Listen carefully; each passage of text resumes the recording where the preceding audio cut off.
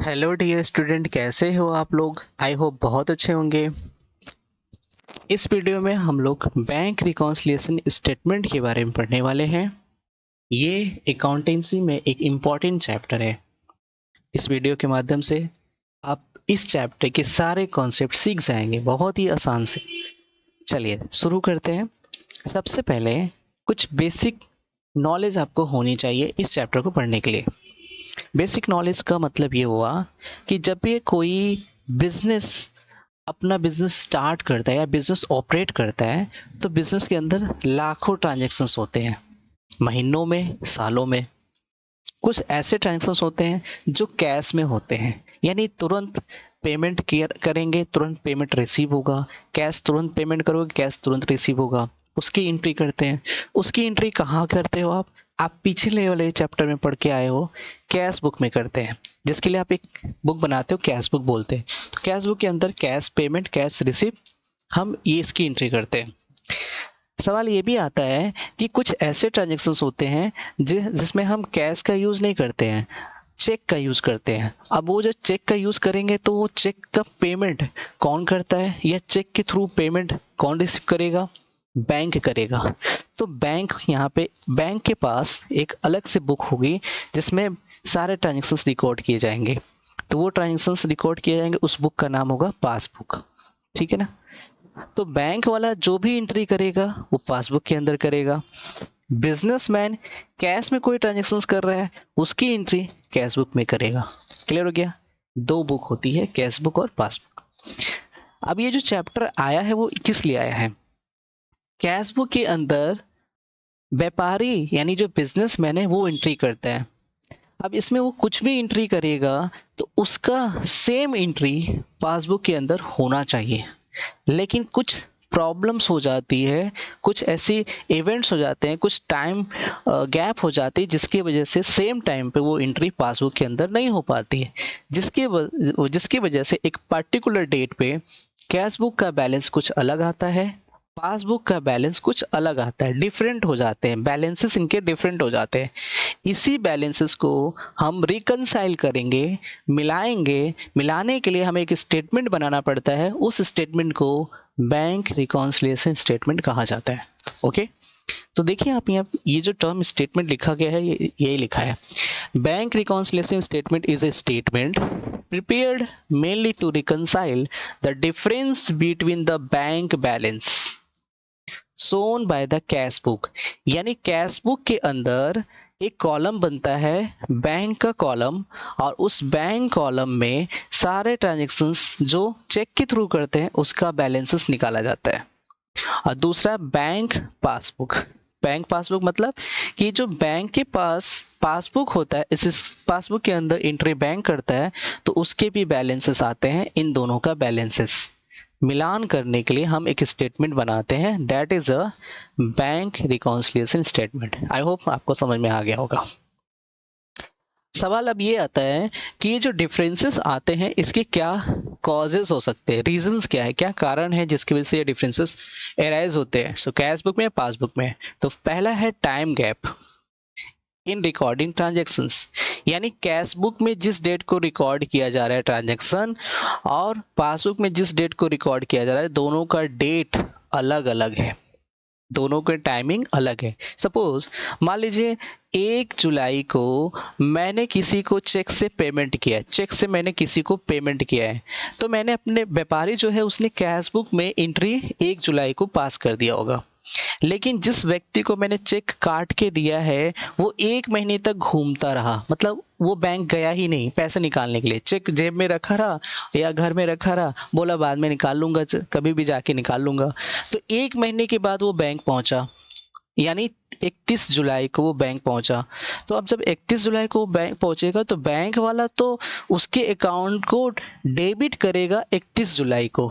तो बताओ यहाँ पे डेट के गैप के वजह से, यानी डेट डिफरेंट होने की वजह से कैश बुक का बैलेंस अलग शो करेगा, पासबुक का बैलेंस अलग शो करेगा। ठीक है ना? This is a time gap, इसको बोलेंगे टाइम गैप। ये रीजन होता है जिसकी वजह से इनके बैंक बैलेंसेस मैच नहीं होते हैं। दूसरा, error committed in transactions. Error यानी कुछ ऐसी गलतियां हो सकती है ट्रांजैक्शंस में, ताकि व्यापारी की तरफ से गलतियां हो सकती है या बैंक की तरफ से गलतियां हो सकती है। तो उन गलतियों की वजह से यहाँ पे इनके बैलेंसेस मैच नहीं करते हैं। तो ये दो रीजन हो सकते हैं जिसकी वजह से बीआरएस में जो बैलेंसेस है वो डिफरेंट आते हैं। ओके, अब हम लोग ये देखेंगे कि टाइम गैप के बेसिस पे ऐसे कौन कौन से ट्रांजेक्शन्स हैं जिसमें ये डिफरेंस आते हैं। ठीक है, तो थोड़ा मैं नीचे करता हूँ उसको, ये है, आपको दिख रहा होगा। सो फर्स्ट यहाँ पे क्या दिया हुआ है, on the time gap basis first transactions check issued but not at presented for payment in the bank. यानी व्यापारी ने यानी मर्चेंट ने उसने चेक काट के किसी को दिया, लेकिन जिस व्यक्ति को दिया उस व्यक्ति ने इस चेक को बैंक में ले जाकर प्रेजेंट ही नहीं किया, पेमेंट के लिए प्रेजेंट ही नहीं किया। तो बताओ, जिस डेट को मैंने चेक काट के दिया है तो वो डेट अलग हो जाएगा। जैसे अभी एग्जांपल लिया, 1 जुलाई को मैंने डेट चेक काट के दिया था, बैंक में वो 30 जुलाई को सबमिट कर रहा है, जमा कर रहा है पेमेंट के लिए, तो डेट डिफरेंट हो गया। This is a time gap basis. Second, cheque paid into the bank for collection. आपने चेक पेड किया बैंक में कलेक्शंस के लिए, मतलब जमा करने के लिए, मतलब अकाउंट्स को क्रेडिट करने के लिए, लेकिन बैंक वाले ने उसको क्रेडिट किया ही नहीं। ठीक है ना, मैंने जमा कर दिया, मान लीजिए मैंने 1 अगस्त को बैंक में, 1 अगस्त को मैंने चेक बैंक में भेज दिया जमा करने के लिए, तो मैं कैश बुक में तो 1 अगस्त को ही अपना बैलेंस को बढ़ा दूंगा, इंक्रीज कर दूंगा, लेकिन पासबुक में बैलेंस कब बढ़ेगा, जिस दिन को वो क्रेडिट करेगा। उसने बस जमा कर लिया, कलेक्ट कर लिया है, और वो क्रेडिट किसी और दिन कर रहा है, तो ये भी टाइम गैप हो जाएगा। इसके बाद cheque paid into bank for but dishonour by the bank. Cheque आपने बैंक में पे किया, लेकिन बैंक ने इस चेक को डिसऑनर कर दिया। डिसऑनर करने का मतलब बैंक ने उस चेक को रिजेक्ट कर दिया। ठीक है, डिसऑनर क्या होता है, डिसऑनर होने का मतलब होता है कि बैंक वाले ने उस चेक को एक्सेप्ट किया ही नहीं है, due to the some reason, like date उस पर सही नहीं लिखा था, या डिफरेंस था वर्ड्स में और नंबर्स में जो अमाउंट लिखे गए हैं, या स्टेल चेक है, मतलब 3 महीने पुराना चेक है, ठीक है ना, साइन मैच नहीं कर रहा है, लाइक इस तरीके से वो चेक डिसऑनर हो सकता है। ठीक है ना। इसके बाद इंटरेस्ट अलाउड बाय बैंक, जो इंटरेस्ट है वो बैंक के द्वारा दिया गया है, अलाउ किया गया है, तो यहाँ पे बैंक ने एंट्री पास कर दी, लेकिन कैश बुक में हुआ नहीं, तो दोनों का टाइम डिफरेंट हो जाएगा, क्योंकि जिस डेट को बैंक ने ये अलाउ किया होगा उस डेट को ही बैंक वाले ने आपके अकाउंट में ये एंट्री पास कर दिया होगा, लेकिन व्यापारी को ये चीज़ किसी और डेट को पता चली होगी, तो उस डेट को एंट्री करेगा, जिसकी वजह से बैलेंसेस डिफरेंस हो जाते हैं। इसके बाद interest charge by the bank on overdraft. Interest जो चार्ज किया जा रहा है बैंक के द्वारा, कोई ओवरड्राफ्ट किया था आपने, लोन वगैरह लिया था उसके ऊपर, ठीक है ना, तो ये भी डिफरेंस हो जाएंगे। Bank charges and commission charge by bank, ये बैंक चार्ज कर रहा है, ठीक है, या कमीशन चार्ज कर रहा है बैंक के द्वारा, तो ये जिस डेट को चार्ज करेगा उस डेट को बैंक वाला आपके अकाउंट को डेबिट कर देगा, लेकिन व्यापारी को पता चलेगा किसी और डेट को, तो उस डेट को वो डेबिट करेगा। That is a difference between the bank balances. Direct deposit by customers into bank, direct deposit किया जा रहा है कस्टमर्स के द्वारा बैंक में, that is a difference. And interest and dividend collected by bank, interest and dividend bank के द्वारा collect किया जा रहा है, तो ये भी डिफरेंस हो सकता है। तो ऐसे करके 9 पॉइंट्स है, ये सारे 9 पॉइंट्स क्या हैं आपके, डिफरेंस है जो टाइम गैप बेसिस पे अराइज होते हैं।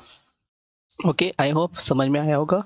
इसके बाद आपका यहाँ पे दिया हुआ है, on the basis of error committed in recording transactions. Error मतलब गलतियाँ, कुछ गलतियाँ होती हैं, जैसे गलतियाँ क्या हो सकती है कि आपने जब फर्म के द्वारा कोई फर्म यानी बिजनेसमैन, ऐसा समझो, फर्म जो बिजनेस होता है, बिजनेस के अंदर जो अकाउंटेंट या मैनेजमेंट है जिसने उस ट्रांजेक्शन को रिकॉर्ड कर रहा है, तो उसमें वो एरर कर सकता है, लाइक ओमिटेड ट्रांजेक्शंस, मतलब वो भूल गया, लिखा ही नहीं अपने बुक्स में, कैश बुक में लिखा ही नहीं है, या फिर टोटलिंग करने में गलती कर दिया, बैलेंसिंग करने में गलती कर दिया, that is a error occur by the firm. And the second one is the errors committed in recording transactions by the bank, यानी कुछ एरर ऐसे होते हैं जो बैंक के द्वारा हो सकता है, बैंक ने 2 बार एंट्री पास कर दी, बैंक को डेबिट करना था उसने क्रेडिट कर दिया, लाइक जिस तरीके से एरर्स हो सकते हैं। आई होप क्लियर हो गया आपको। अब हम लोग आगे चलेंगे। आगे यहाँ पे क्या देखना है, अब जो बैंक रिकॉन्सिलिएशन स्टेटमेंट बनाने हैं तो ये कितने तरीके से बनाए जाएंगे। Bank reconciliation statement can be started from any of the balances mention below. तो जब भी आप बैंक रिकॉन्सिलिएशन स्टेटमेंट बनाओगे तो इन 4 पॉइंट से स्टार्ट कर सकते हो, 4 में से किसी भी पॉइंट से स्टार्ट किया जा सकता है। पहले इसका मतलब समझेंगे आप। तो फर्स्ट का मतलब क्या है, debit balance as per cash book. Cash book मतलब क्या हुआ कि जो व्यापारी है उसके पास कैश बुक होता है, तो व्यापारी ये कह रहा है कि मेरे अनुसार बैंक में कितना पैसा है, मेरे अनुसार बैंक में कितना पैसा है। इसका मतलब ये हो गया debit balance as per cash book, इसलिए इसको फेवरेबल बैलेंस बोलते हैं। फेवरेबल बैलेंस का मतलब क्या होता है कि आपका जो डिपॉजिट है, जो अकाउंट में पैसे जमा है वो डिपॉजिट होता है। डिपॉजिट ज़्यादा है किससे, विड्रॉल से। विड्रॉल मतलब जो पैसा आप निकालते हो बैंक से, ठीक है ना। If deposit is greater than withdrawal then we can set a debit balance as per cash book, that is called a favorable balance. And second one, and credit balance as per the cash book, that means the unfavorable या overdraft balance। ठीक है, इसका मतलब क्या है कि व्यापारी ये कह रहा है कि कैश बुक के अनुसार बैंक में मेरा नेगेटिव बैलेंस है, अनफेवरेबल बैलेंस है। मीन्स आपका डिपॉजिट कम है और विड्रॉल ज़्यादा है। तो डिपॉजिट कम विड्रॉल ज़्यादा होगा, डेट इज़ अनफेवरेबल। इसको बोलेंगे credit balance as per cash book. तीसरा debit balance as per passbook का मतलब हो गया कि बैंक के अनुसार, यानी बैंक वाला कह रहा है कि मेरे अनुसार आपका बैलेंस मेरे अकाउंट में, मेरे बैंक के अंदर इतना नेगेटिव बैलेंस है। नेगेटिव अनफेवरेबल मतलब नेगेटिव बैलेंस है। तो debit balance as per passbook का मतलब क्या हुआ, नेगेटिव बैलेंस। लेकिन ये किसके अनुसार होगा, बैंक के अनुसार। ये दोनों बैंक के अनुसार है, यानी बैंक वाला बता रहा है अपने अनुसार, और ये दोनों जो बिजनेसमैन है वो बता रहा है मेरे अनुसार कि बैंक में कितना पैसा है, अपने पास नहीं, बैंक में कितना पैसा है। ठीक है ना, डेट। एंड फोर्थ है credit balance as per passbook, यानी बैंक के अनुसार व्यापारी का अकाउंट में कितना पैसा है। क्लियर, फेवरेबल बैलेंस इसको भी बोलेंगे। अब हम एक एक कॉन्सेप्ट पे, यानी फर्स्ट वाले सब पे एक एक क्वेश्चंस देखेंगे। तो पहला आपको यहाँ से देखना है, अगर क्वेश्चन में debit balance as per cash book दिया रहेगा, यानी व्यापारी के अनुसार बैंक में कितना पैसा है, तो उसको बोलेंगे debit balance as per cash book, और ये फेवरेबल बैलेंस होता है। तो इस तरह के अगर सवाल रहेंगे तो कैसे लगाएंगे, ठीक है ना। ये आपके सामने सवाल है, देखिए सवाल दिख रहा होगा आपको। तो इसमें क्या लिखा है, prepare a bank reconciliation statement from the following particulars on 31st March 2020। तो 31 मार्च 2020 को आपका ये कुछ इन्फॉर्मेशन दिया हुआ है और आपको बैंक रिकॉन्सिलिएशन स्टेटमेंट बनाने हैं। पहला यहाँ पे दिया हुआ है debit balance as per bank column of the cash book. इसका क्या मतलब है कि यानी bank column of cash book, मैंने बताया था कैश बुक में एक कॉलम बनता है आपका। कौन सा कॉलम बनता है कैश बुक में, एक तो आपका कैश कॉलम होगा, दूसरा बैंक कॉलम होगा। तो कैश बुक के बैंक कॉलम में आपका 3,72,000। इसका मतलब व्यापारी ये कह रहा है कि मेरे अनुसार मेरे अकाउंट में 3,72,000 रुपया है। ठीक है, तो ये फेवरेबल बैलेंस है, यस, क्योंकि डेबिट बैलेंस लिखा हुआ है। तो आपको उसको क्या करना पड़ेगा, आपको यहाँ पे लिखना पड़ेगा। आप यहाँ पे लिखोगे, फॉर्मेट आपको पता है, यहाँ पे पर्टिकुलर आएगा, इसको बोलेंगे पर्टिकुलर, और यहाँ पे आएगा प्लस, यहाँ पे आएगा माइनस। ठीक है, अब आप यहाँ पे क्या लिखोगे, आप यहाँ पे लिखोगे debit balance as per cash book. ठीक है, अमाउंट फेवरेबल है तो प्लस में लिखोगे 3,72,000। ठीक है, दूसरा यहाँ पे क्या लिखोगे आप, दूसरा टेंशन पढ़ोगे आप। लिखा है cheque issue to creditors but not at presented to bank for payment. यानी व्यापारी ने क्या किया, कैश बुक यहाँ पे है और पासबुक है, मैं समझा रहा हूँ आप। तो कह रहे व्यापारी ने चेक इशू कर दिया क्रेडिटर्स को, तो व्यापारी ने अपने कैश बुक में माइनस कर लिया होगा, लेकिन जो क्रेडिटर है वो बैंक में प्रेजेंट ही नहीं किया, तो पासबुक में एंट्री हुई नहीं, क्योंकि बैंक वाला एंट्री करेगा, क्योंकि आपने चेक बैंक लेके गया ही नहीं, मतलब क्रेडिटर जो है चेक वो बैंक लेके गया ही नहीं, तो बैंक में उसने कोई एंट्री पास किया नहीं होगा। अब मुझे सही करना है, मैं कैश बुक के अनुसार सवाल बना रहा हूँ। तो माइनस कर दिया था व्यापारी ने, अब जब उसको पता चला तो सही करेगा, प्लस कर देगा। तो अब यहाँ पे प्लस में लिखोगे, क्या लिखोगे, check issued, check issued but not presented, but not presented for payment. मैं बस इतना लिख रहा हूँ। अब प्लस में लिखोगे कितना, 72,000। ठीक है, नेक्स्ट। इसके बाद बोल रहा है dividend receive by bank, bank के द्वारा डिविडेंड रिसीव किया गया but not inter in the cash book 5,000। Bank के द्वारा डिविडेंड रिसीव हुआ तो बैंक में क्या हो गया होगा बताओ, बैंक में प्लस हो चुका है, बैंक में प्लस हो चुका। लेकिन कैश बुक में इसकी कोई एंट्री तो हुई नहीं, तो कैश बुक में भी हमें प्लस करना पड़ेगा, क्योंकि बैंक हम कैश बुक के अनुसार सवाल लगा रहे हैं, तो कैश बुक में प्लस करेंगे। मैं थोड़ा इसको ऊपर कर लेता हूँ,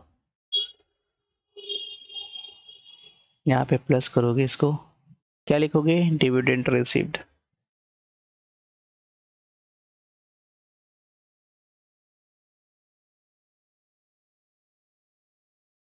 ठीक है, डिविडेंड रिसीव हुआ है, कितना है, 5,000। इसके बाद interest allowed by bank, bank के द्वारा इंटरेस्ट अलाउड किया गया है। इसका मतलब क्या है कि बैंक ने इंटरेस्ट दिया है, तो जब बैंक इंटरेस्ट दिया है तो बैंक ने पासबुक में इसकी एंट्री कर दिया होगा, तो प्लस कर दिया होगा। कैश में कोई एंट्री नहीं हुआ तो कैश बुक में प्लस करेंगे, इसको भी प्लस कर दो आप, प्लस इंटरेस्ट अलाउड।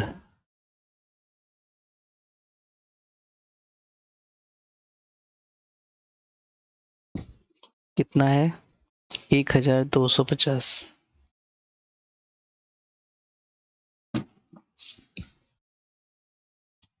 नेक्स्ट इसके बाद है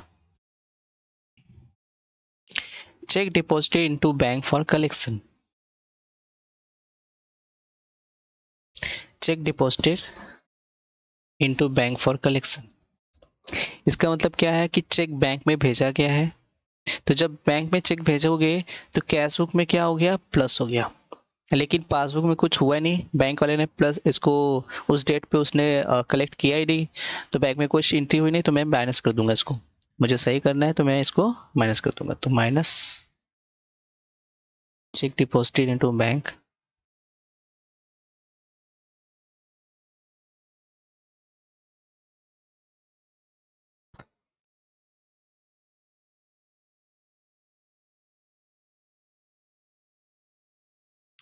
इसके बाद लिख देंगे आप but not collected by bank, but not collected by bank.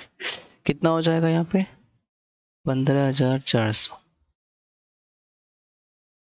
इसके बाद बैंक चार्जेस, बैंक चार्जेस यानी बैंक देता है तो बैंक में माइनस हो चुका है, तो कैश बुक में भी क्या करेंगे, माइनस करेंगे, कैश बुक में भी माइनस करेंगे, तो माइनस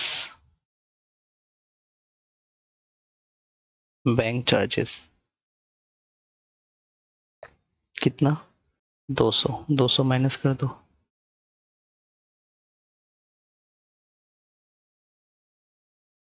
इसके बाद बोला cheque deposited into bank, cheque deposited into the bank was dishonour.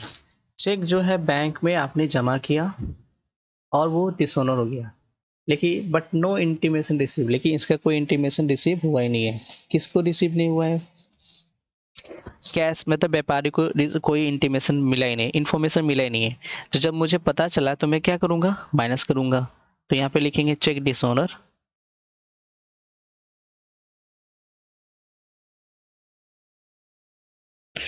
200, कितना है, 320, तो 320 यहाँ पे लिखेंगे।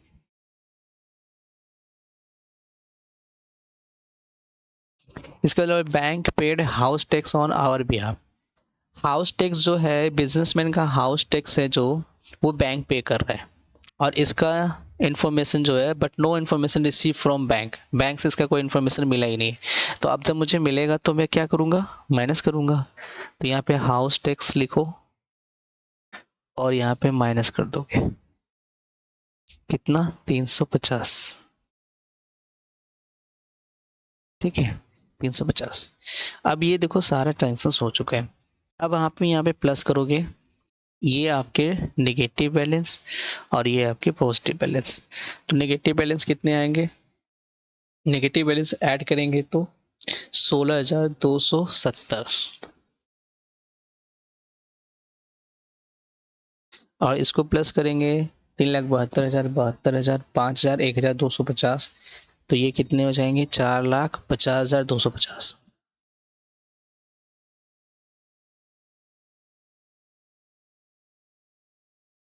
हम इन दोनों का डिफरेंस निकाल लो। डिफरेंस निकालेंगे तो देखो नीचे यहाँ पे लाइन, मतलब एक लाइन तो है नहीं, तो आप यहाँ पे फेवरेबल बैलेंस आएगा क्योंकि पॉजिटिव वाला बैलेंस ज़्यादा है। तो आप लिखोगे credit balance as per cash book है तो पासबुक हो जाएगा। और दोनों का डिफरेंस निकालो, दोनों का डिफरेंस, इन दोनों का डिफरेंस माइनस करके तो कितने आएंगे, 4,33,900, 4,33,980 आएंगे माइनस करने पे। That is A answer. ऐसे लगाएंगे पहला सवाल। ठीक है, ये पहला कॉन्सेप्ट पे पहला सवाल हो गया।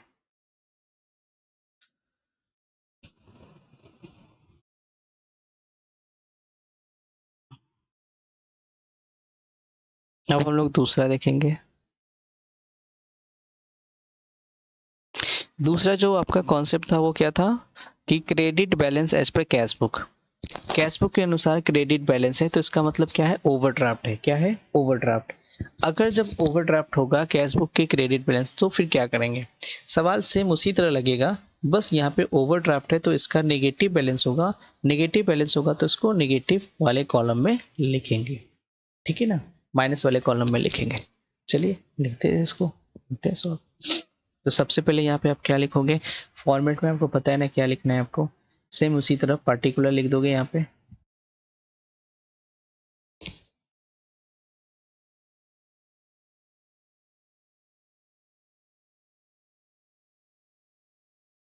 Plus minus.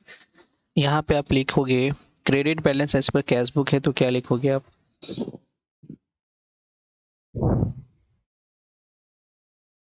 Credit balance as per cash book कितना होगा यहाँ पे 25,000, तो नेगेटिव वाले कॉलम में लिख दोगे, बस यही अंतर ध्यान रखना है इसमें। चलो अब आगे लगाते हैं हम लोग इसको, अब ट्रांजेक्शंस पढ़ेंगे और करेंगे। बताइए पहले वाले में क्या होगा, cheque paid into bank for collection 60,000। Cheque paid किया बैंक में जमा करने के लिए 60,000, but cheque for 34,000 could only be collected in March. मार्च में केवल 24,000 चेक कलेक्ट हुआ। सुनिए, कैश बुक में और पासबुक में, तो कैश बुक में एंट्री कितना हुआ कलेक्ट किया तो व्यापारी ने 60,000 से प्लस कर दिया होगा, लेकिन पासबुक में प्लस कितना हुआ है, पासबुक में केवल प्लस हुआ है 24,000 रुपया। तो पासबुक में तो बाकी हुआ नहीं, कितना नहीं हुआ बाकी, अब इसमें 24,000 घटा देंगे 36,000 आएगा। 36,000 प्लस हुआ नहीं, तो अब मुझे पता चला तो मैं 36,000 क्या करूंगा, कैशबुक के अनुसार सवाल लगा रहा हूँ तो 36,000 माइनस कर दूंगा। तो ये चीज कहाँ पे जाएगा, माइनस में जाएगा, ठीक है ना, 36,000 माइनस में जाएगा। तो यहाँ पे आप लिखोगे माइनस, क्या लिखोगे, cheque paid into bank but not collected, 36,000 negative में लिख दो। इसके बाद next, cheque of 3,500 issue to creditors. एक चेक है आपने क्रेडिटर्स को इशू किया था, कितने का इशू किया था, 3,500 का, लेकिन गलती से कैश कॉलम में इसको एंटर कर दिया। गलती से किस में एंटर कर दिया, कैश कॉलम में। यानी कैश बुक में ही दो कॉलम होते हैं, मैंने बताया था, एक कैश कॉलम होगा एक बैंक कॉलम होगा। उसने गलती से कैश कॉलम में लिख दिया, किसने, व्यापारी ने। अब व्यापारी ने कैश कॉलम में लिखा है तो क्या हुआ होगा बताओ, उसने तो माइनस किया है ना, इसने तो माइनस किया है ना। कैश कॉलम में लिख दिया है यहाँ पे चेक इशूड टू क्रेडिटर्स, तो पासबुक में एंट्री क्या हुआ होगा, पासबुक में एंट्री सही हुआ होगा। देखिए चेक इशूड किया क्रेडिटर से तो पासबुक में एंट्री इसका मतलब सही हो गया है, 3,500 पासबुक में माइनस हो चुका। लेकिन यहाँ पे कह रहा है कि कैश बुक में जब एंट्री किया था उसने तो कैश कॉलम में लिख दिया। अब मुझे पता चला बैंक कॉलम में लिखना चाहिए था, लिख दिया है कैश कॉलम में। तो अब मुझे सही करना पड़ेगा, तो क्या करूँगा, 3,500 माइनस करूँगा। तो ये भी कैश बुक के अनुसार सवाल लगाऊंगा तो क्या होगा, माइनस होगा यहाँ पे। तो क्या लिखोगे आप, cheque issued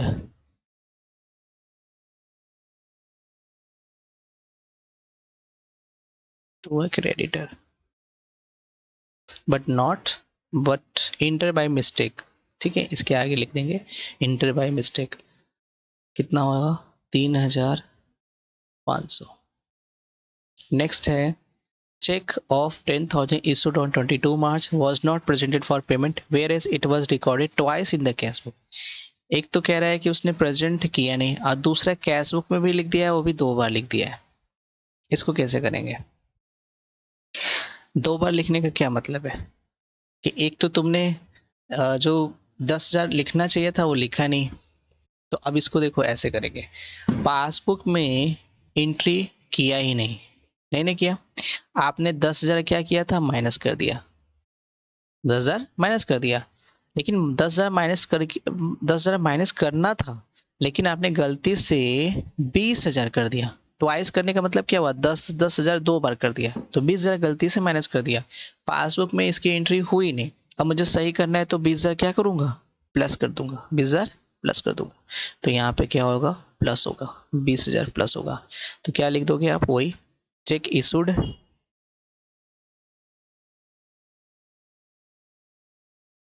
but recorded twice in cash book। तो 20,000 यहाँ पे आएगा।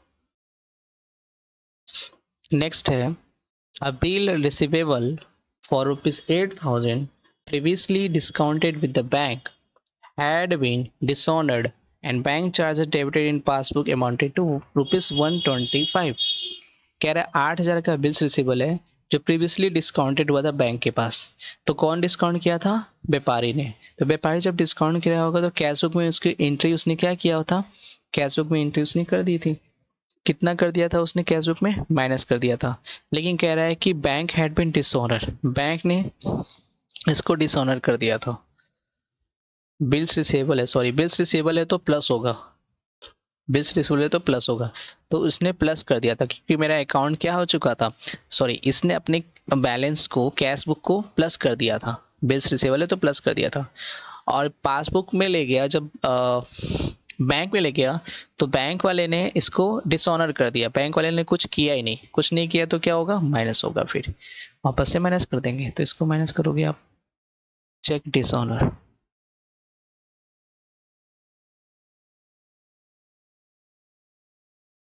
कितना, 8,000, 8,000 माइनस में लिखेंगे। और 125 यहाँ पे क्या है, 125 जो है बैंक चार्जेस डेबिटेड किया था पासबुक में, तो इसको भी माइनस करेंगे। तो पासबुक में माइनस हो चुका है तो कैश बुक में भी क्या करेंगे, माइनस करेंगे। ये भी माइनस करोगे, बैंक चार्जेस।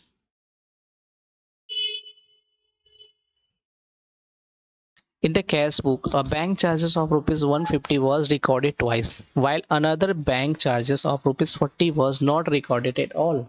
अब कह रहा है कि कैश बुक में उसने क्या किया था कि बैंक चार्ज 150 है जो रिकॉर्ड किया था twice, 2 bar, while another bank charges 40 was not recorded at all। और एक दूसरा बैंक चार्जेस है 40 रुपया, उसको रिकॉर्ड ही नहीं किया था। तो अब इसको क्या करेंगे हम, 2 बार बैंक चार्जेस रिकॉर्ड किया है कैश बुक में, तो पासबुक में कितनी बार रिकॉर्ड किया होगा। तो रिकॉर्ड तो एक ही बार करना चाहिए था, 2 बार कर दियो। तो 2 बार कर दियो तो एक बार क्या करेंगे, प्लस करेंगे, क्योंकि एक बार जो गलती हो चुकी है उसको प्लस करेंगे। नहीं समझ में आया, देखो कैश बुक है पासबुक है, तो पासबुक में उसने 150 रुपया तो माइनस कर दिया बैंक वाले ने, लेकिन जब मैं माइनस कर रहा था तो मैं 2 बार लिख दिया हूँ, 150 माइनस 150। ये वाला एक बार 150 जो ज़्यादा कर दिया उसको सही करना है ना, तो इसको प्लस 150 करेंगे फिर। तो इसलिए यहाँ पे हम प्लस करेंगे 150। तो बैंक चार्जेस यहाँ पे क्या होगा, plus charges, bank charges 150 plus हो जाएंगे। इसके बाद यहाँ पे जो 40 रुपये बोला है बिल्कुल रिकॉर्ड नहीं किया है, किस में रिकॉर्ड नहीं किया है, कैश बुक में, तो इसको रिकॉर्ड करेंगे। बैंक वाले ने 40 रुपया घटा दिया है तो मैं भी घटा दूंगा। मैं भी क्या करूँगा, घटा दूंगा। तो जब घटाऊंगा तो यहाँ पे लिखेंगे आप अनदर बैंक चार्जेस।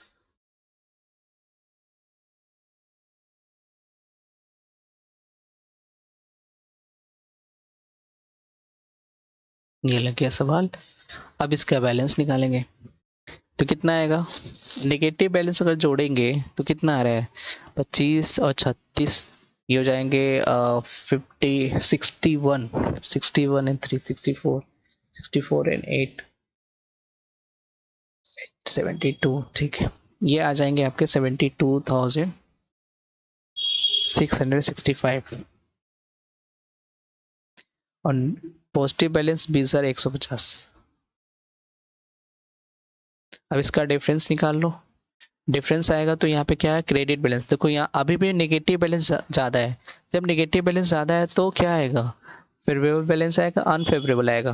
तो अनफेवरेबल आएगा तो यहाँ पे क्या लिखेंगे, डेबिट बैलेंस लिखेंगे। और debit balance as per passbook लिखेंगे। कितना डिफरेंस आएगा इसका निकालेंगे, घटाएंगे तो 52,515। ये चीज़ें यहाँ पे लिखेंगे। ठीक, सेकेंड क्वेश्चन भी हो गया।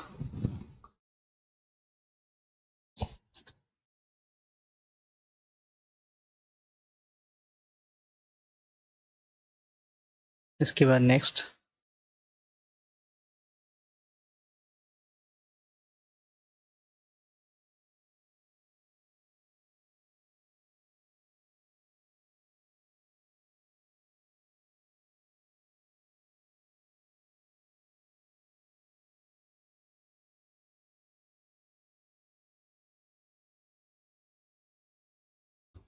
Debit balance as per passbook.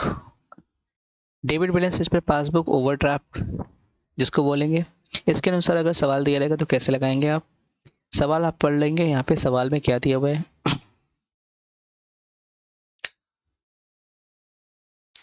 Bank overdraft as per passbook. तो आप यहाँ पे लिखोगे डेबिट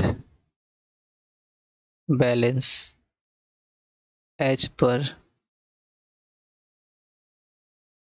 पासबुक। कितना, ये प्लस ये माइनस है तो माइनस में लिखोगे 16,650। Okay, now next. अब यहाँ पे ट्रांजेक्शन्स करेंगे।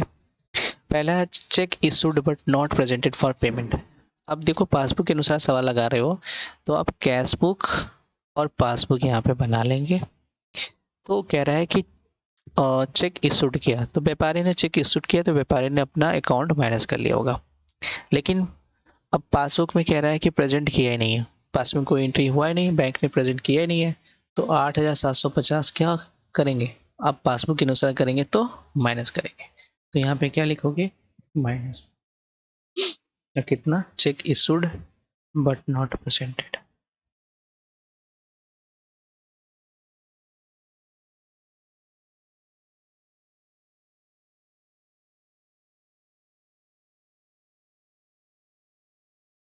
कितना होगा, 8,750। Cheque next, cheque deposited with bank but not collected.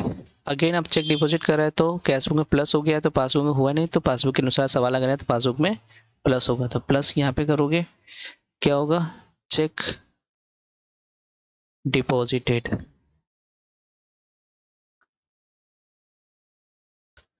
Check deposited with bank, cheque deposited but not collected. कितना, तो प्लस करेंगे इसको 10,500।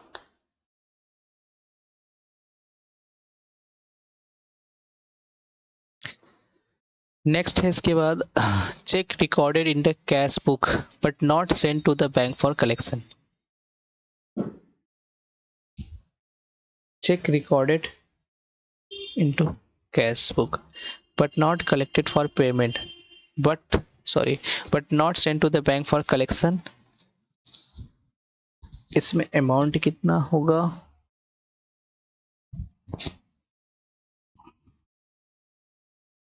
ये अमाउंट में मिस्टेक हो गया है, ये 2000 इसका अमाउंट है, ये इसका अमाउंट है, ये बैंक चार्जेस का अमाउंट ये है, तो 200 है, और बिल फॉर 3000 इसका हो गया, नोटिंग चार्ज 100। ठीक है, तो 2000 का यहाँ पे होगा कि 2000 का चेक जो रिकॉर्डेड किया कैश बुक में, लेकिन बैंक में कलेक्शंस के लिए नहीं भेजा है। तो अब क्या हुआ होगा, आपने प्लस कर दिया, कैश बुक में प्लस हो गया, बैंक में प्लस हुआ नहीं, तो बैंक में प्लस होगा तो प्लस करेंगे,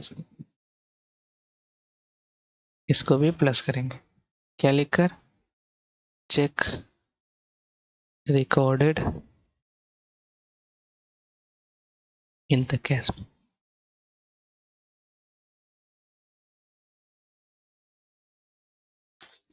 इसके बाद है payment receive from customer directly by bank. Payment receive किया गया है कस्टमर के द्वारा, तो कस्टमर के द्वारा रिसीव हुआ है तो डायरेक्टली बैंक में वो पैसा जमा कर रहा है तो मेरा पासबुक प्लस हो गया 3500 से, कैश बुक में कोई एंट्री हुई नहीं, तो अब मैं क्या करूंगा, सही करने के लिए माइनस कर दूंगा, तो पासबुक में क्या हो जाएगा, माइनस हो जाएगा।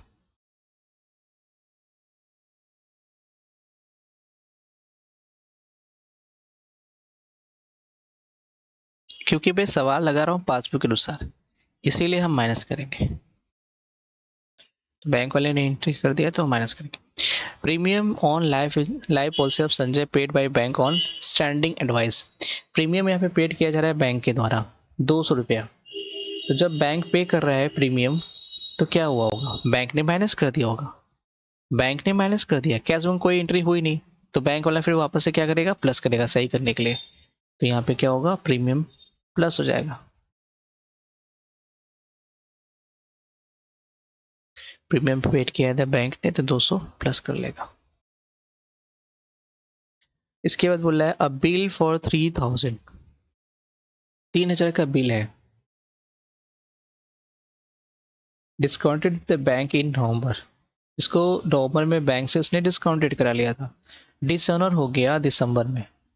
ठीक है, noting charges paid by bank, bank के द्वारा नोटिंग चार्ज 100 रुपया दिया गया है। तो अब देखो यहाँ पे बैंक वाले ने क्या किया था, नोटिंग चार्जेस पेड किया था 100 रुपया, ठीक है, 100 रुपया उसने पेड किया था, तो माइनस हो गया अकाउंट, और 3000 उसने और डिसऑनर हो गया तो अकाउंट्स में माइनस कर दिया, डिस्काउंटेड किया था। अब 3100 माइनस हो चुका था बैंक वाले में, लेकिन कैश बुक में इसकी कोई एंट्री हुई नहीं, तो सही करने के लिए 3100 वापस से क्या करेंगे, प्लस कर देंगे,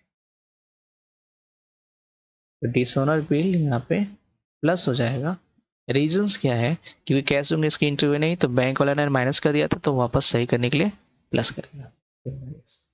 बस अब सबको जोड़ दो, इसको जोड़ेंगे कितना आएगा,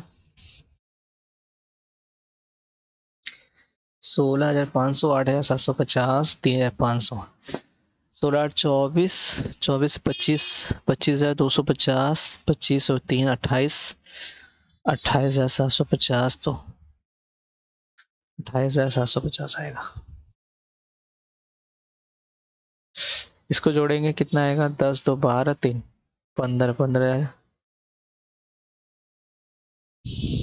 10, 2, 12, 15, प्रीमियम प्लस करेंगे ना, नीचे चले,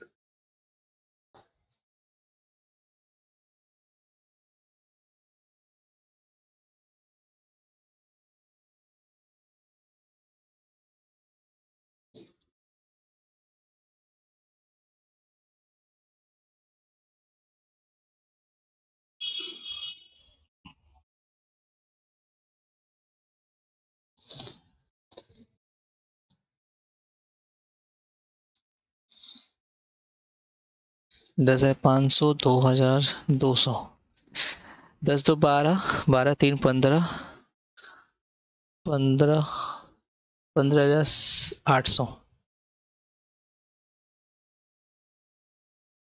इसको घटाएंगे तो यहाँ पे क्या होगा, क्रेडिट बैलेंस, अब यहाँ पे ज़्यादा कौन सा है, नेगेटिव ज़्यादा है, तो क्या हो जाएगा, ये क्रेडिट बैलेंस एच पर कैश बुक होगा, दोनों का डिफरेंस कितना आएगा, 28,750 में से 15,800 माइनस कर लो, 0, 5, 17 में से 8 गया 9, बचा 7 में से 5 गया 2, 12,000 नेगेटिव में आएगा तो 12,950। ये ओवरड्राफ्ट है, दिस इज ओवरड्राफ्ट। ठीक है, ऐसे बन जाएगा ये।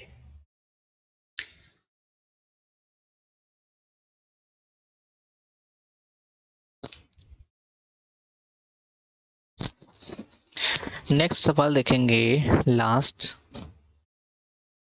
कॉन्सेप्ट और लास्ट सवाल, credit balance as per passbook. Credit balance है तो मतलब फेवरेबल बैलेंस है। ठीक है, अब इसमें बोला 31 मार्च 2017 को bank passbook of Mohan show balance of 15,000 to his credit. ठीक है, क्रेडिट में दिखा रहे हैं तो क्रेडिट कर लेंगे, इसको थोड़ा ऊपर कर लेते हैं।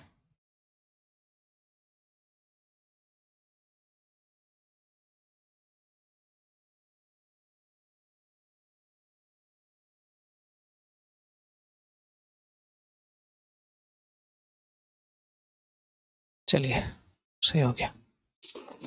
तो सबसे पहले यहाँ पे आप क्या लिखोगे, credit balance as per passbook. Credit balance as per passbook लिखोगे।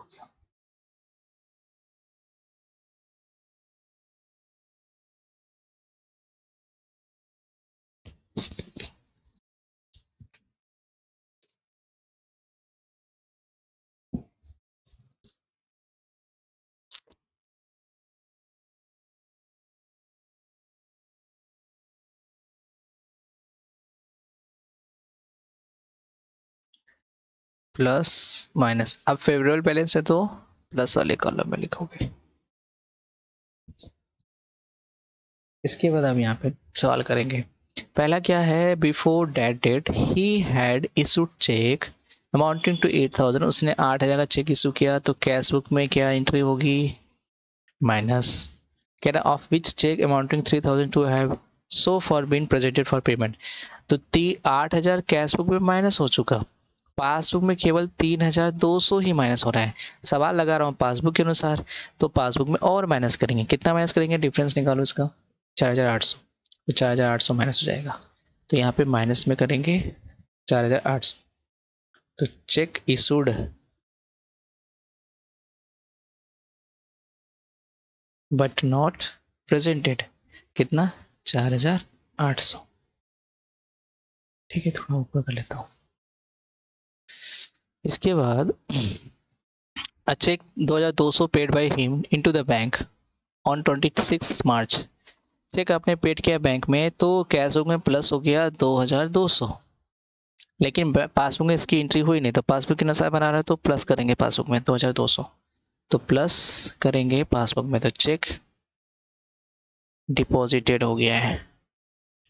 चेक डिपॉजिटेड कितना, 2,200। ठीक है, इसके बाद यहाँ पे ही had receive a cheque of 500 which although enter by him in the bank column of cash book. ठीक है, उसने एक चेक रिसीव किया था, यानी व्यापारी ने चेक रिसीव किया है 500 का, और उसने उसकी एंट्री कैश बुक के अंदर बैंक कॉलम में कर दिया है, बट बैंक वाला जो omitted to be paid into the bank, लेकिन बैंक में भेजना भूल गया, तो बैंक में उसने भेजा नहीं है। तो अब बैंक वाले को पता चला है तो क्या करेगा, प्लस करेगा, क्योंकि इसमें प्लस हो चुका है कैश बुक में। तो बैंक वाले को जब पता चलेगा तो बैंक वाला प्लस करेगा, तो इसको भी प्लस करेंगे।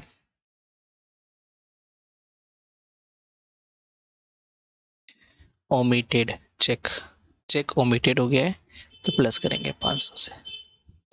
इसके बाद बोला है फिफ्थ वाले पे, 30 March cheque of 1,570 receive by him was paid into the bank.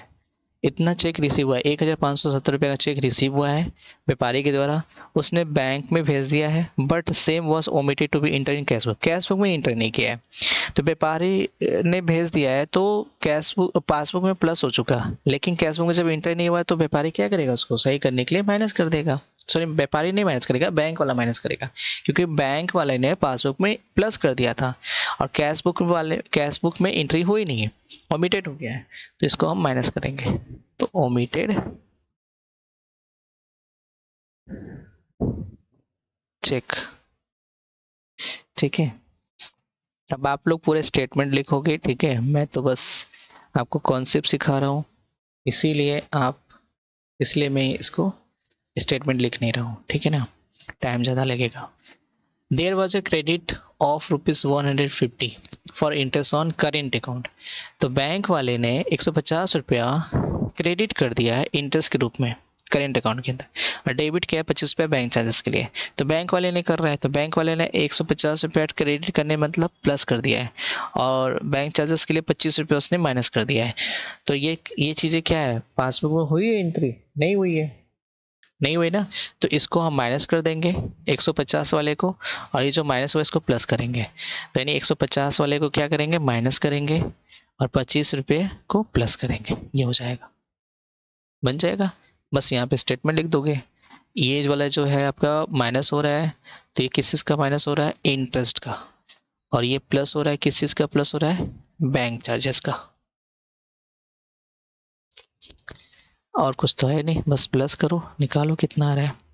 4,800, 1,570, 150 जोड़ेंगे कितना आएगा, 4 1 5 6, 6,250। इसको जोड़ेंगे 15 2 17, 17,725। अब डिफरेंस निकालेंगे, यहाँ पे ये ज़्यादा प्लस वाला ज़्यादा है, तो क्या हो जाएगा, debit balance as per cash book. दोनों का डिफरेंस निकालेंगे, कितना आएगा, 11,025। ठीक है ना, ये हो गया सवाल। तो ऐसे BRS को मैंने ख़त्म कर दिया आज, एक ही वीडियो में आपका सारा कॉन्सेप्ट क्लियर। अगर आपने सच में अच्छे से एक एक चीज़ को समझ लिया है ना, मैं गारंटी दे रहा हूँ ना, आपको ना किसी और जगह पढ़ना ही नहीं होगा, और यह आपके हमेशा काम आएगा। ना ही कोई इसमें याद करना है, ना ही प्लस माइनस के लिए रटना पड़ेगा, आपको बस समझना है, अंडरस्टैंडिंग करना है। तो आई होप आपको समझ में आया होगा। अगर समझ में आया तो प्लीज़ कमेंट करेंगे प्यारा वाला, ठीक है। चलो बाय, गुड नाइट।